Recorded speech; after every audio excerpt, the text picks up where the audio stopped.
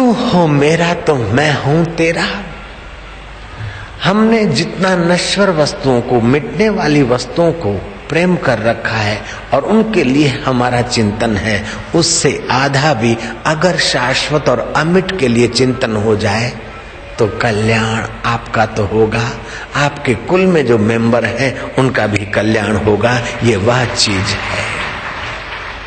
कबीर ने कहा, जितना हित हराम से उतना हरि से होए, कह कबीर वा दास को पला न पकड़े कोई। कोई दुख चिंता मौत विघ्न बाधा उसको प्रभावित नहीं कर सकते हैं जो उस परमेश्वर की उपासना का तरीका जान लेता है। महत्व बुद्धि संसार में है और भजन करते भगवान में तो मन नहीं लगेगा। महत्व बुद्धि भगवान में है और चिंतन करते संसार में तो भी मन भटकेगा।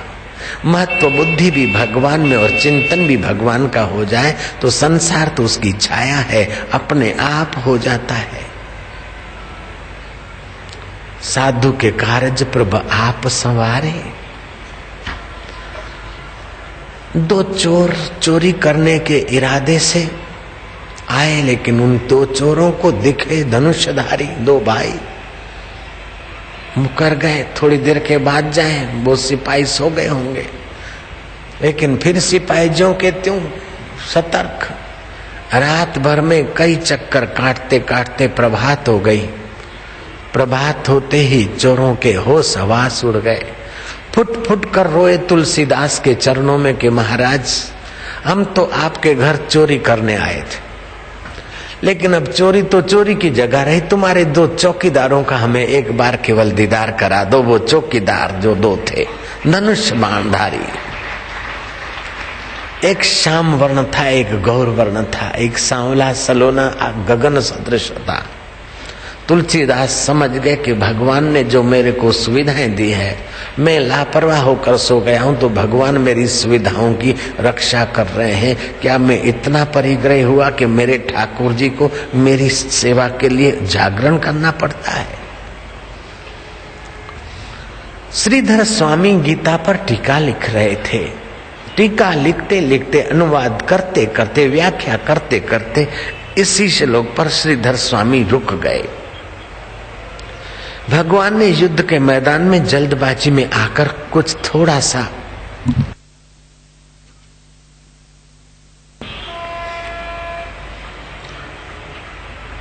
यहां ऐसे ही कुछ कह दिया है।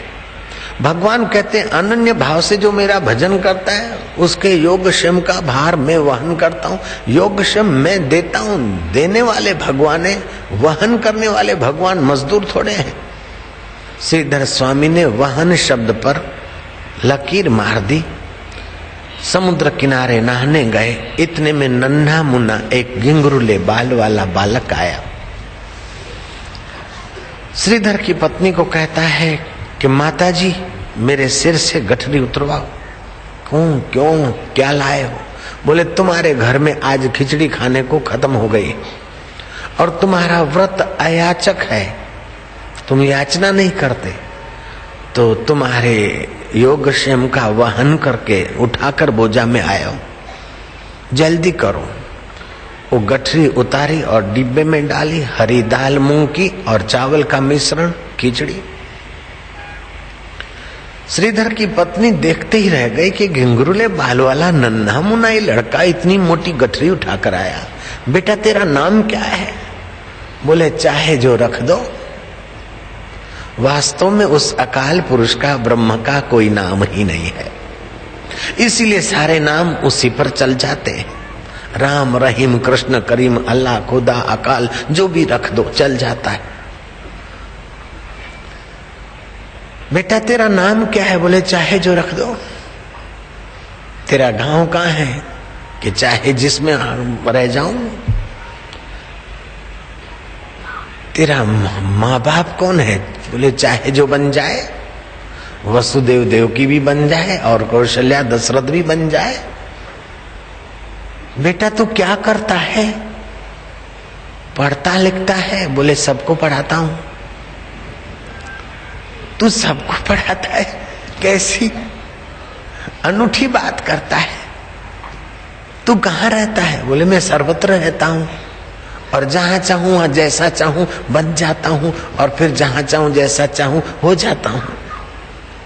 तेरी बातें सुख देने वाली लगती लेकिन समझ में नहीं आती। मैं समझ से परे हूं और सुख का आधार हूं।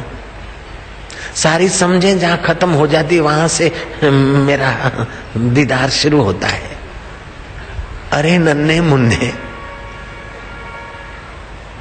तू ये क्या बोलता है? बोले मैं वाणी का विषय नहीं हूं, मैं वाणी का विषय नहीं हूं। तू वाणी का विषय नहीं तो तू आखिर क्या है कि मेरा वर्णन नहीं होता है? मत करो वर्णन, हर बेअंत है। तो ये तू क्या बोलता है? बोले अब मुझे जाने दो, तुम्हारे जैसों का कईयों का भार अभी मुझे वहन करना है। इतने में श्रीधर की पत्नी गौर से निहारती है कि इसकी बातें बड़ी आकर्षक लगती है, अर्थ का पता नहीं चलता फिर भी सुख देने वाली तो है। कभी कभार तुम ध्यान करो, जप करो, मंत्र के अर्थ का पता न चले, फिर भी जो सुख आता है वो सुख स्वरूप अनन्य चैतन्य परमात्मा का आता है, हलवे पूड़ी और रबड़ी का नहीं आता। देखने सुनने सूंघने की वस्तु के बिना जब सुख आता है तो उस अनन्य चैतन्य का सुख है। और देखने सूंघने चखने या स्पर्श करने का जो सुख आता है परंपरागत तो हृदय में ही आता है, उसी का सुख होता है। लेकिन इंद्रिय रूपी नालियों के चक्कर में हम फंस मरते संसार की माया जाल में। अच्छा मुझे जाना है, कईयों का भार वहन करना है। देखते देखते वो घिंघरूले बाल वाला बालक, मानो वो श्रीधर की पत्नी उसको पी जाए ऐसा प्यारा लग रहा है। गौर से देखा तो उसके होठों पर थोड़ा सा रक्त का कुछ चिन्ह दिखा। अरे बालक, तेरे होठ पर किसी ने मार मारा है क्या? बोले हाँ, अभी अभी।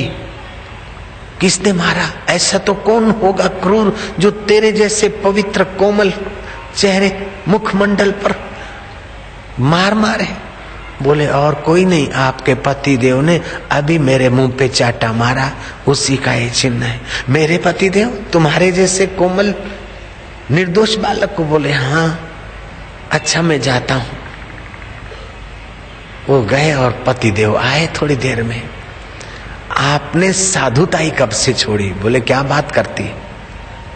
बोले आप संत हृदय होकर एक मासूम बच्चे के मुंह पर चाटा मार दिया।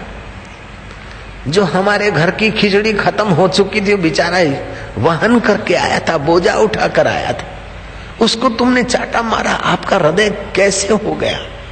श्रीधर बोलता है तू क्या बोलती है? बावरी तो नहीं हो गई, पगली तो नहीं हो गई? मैंने किसी बालक को देखा नहीं, किसी को चाटा मारा नहीं। बोले अभी अभी गया, वो अभी गया, तुमको सामने मिला होगा। बोले मुझे तो नहीं मिला। क्या बात है? बोले बात यह है कि खिचड़ी खत्म हो गई थी और गठरी उठाकर वहन करके आया था, और फिर मैंने ऐसा ऐसा पूछा और उसने ऐसा ऐसा जवाब दिया। श्रीधर को समझने में देर नहीं लगी। मैंने उनके वचन जो गीता में है उस शब्द पर लकीर मारी, उसका मतलब मैंने उनके मुंह पर चाटा मारने का अपराध किया। श्रीधर स्वामी प्रायश्चित से भर गए। योगक्षेम वहामी हम शब्द जो लिखा था, जिस पर लकीर मार दी थी, वो अपनी लकीर हटा दी, ददामी छोड़ दिया, वहामी की ही व्याख्या किया। इतनी सच्चाई गीता की इस युग में भी प्रकट हो रही है। ऐसी गीता को गांधी जी नवाजते हैं, महात्मा थोरो नवाजता है, विदेश के तत्व चिंतक नवाजते हैं। और तो क्या कहें, रैहाना तैयब से जब मदन मोहन मालवीय और वरिष्ठ पत्रकारों ने प्रश्न किया कि तुम मुसलमान होने के बावजूद भी भगवत गीता पढ़ती और कृष्ण गोविंद हरे मुरारे नाथ नारायण वासुदेव जपती, क्या तेरे को जादू लगा? बोले मेरे पिताजी अब्बास तैयब कि वो लड़की रैहाना तैयब कहती, मेरे पिताजी मेरे को ले गए थे गांधी जी का प्रवचन सुनने, और गांधी जी ने गीता की महिमा कही कि दूध पिलाने वाली माँ तो मुझे छोड़कर स्वर्ग में चली गई, विघ्न और बाधाओं के